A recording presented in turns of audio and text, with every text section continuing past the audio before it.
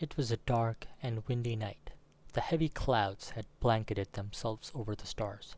The wind was rattling the metal and the wood throughout the city. No one wanted to be outside tonight. Weather warnings had indicated the possibility of a severe thunderstorm. Some people were of the impression that the strong gusts would just push the rain clouds out of the sky. They might have been right, because at that very moment an opening appeared in the sky. Some of the clouds cleared out to reveal a huge, bright, shiny moon.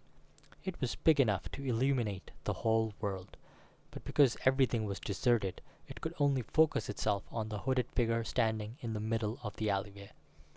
As the light shone on him, we could see that he was wearing a dark robe, with a veil covering his head.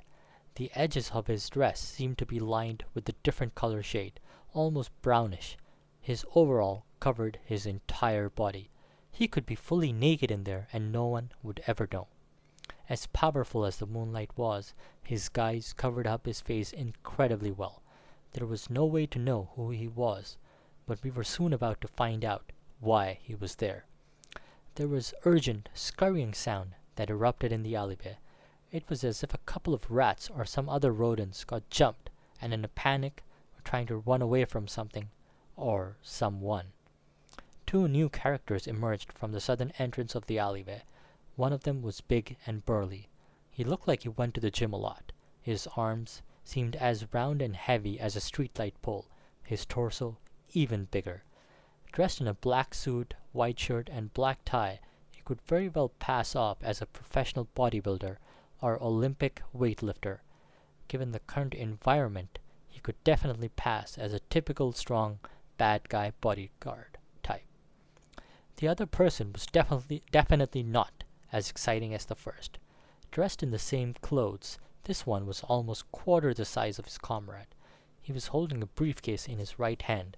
This simple image was enough to make it seem like he might be in a higher position than the other guy. How cliché, the hooded figure thought. He raised up his hand, indicating the two fingers to stop, approximately 10 feet away. Then he pointed at the briefcase, and without saying a word, he used his gestures to request that the attaché be opened and shown to him. They obliged. As the moon shone down on them, brighter than before, it illuminated a whole bag full of cash. There was about 5 million in cash in there. The hooded figure motioned for the guy with the briefcase to come forward. He took out a small sack from his pocket. This mysterious item gave some assurance to the person holding the money and prompted him to come forward and complete the exchange. Once it was done, he opened the sack. There was a sharp, glaring, intense, radiant light that shone out from inside. His face started to dazzle in it.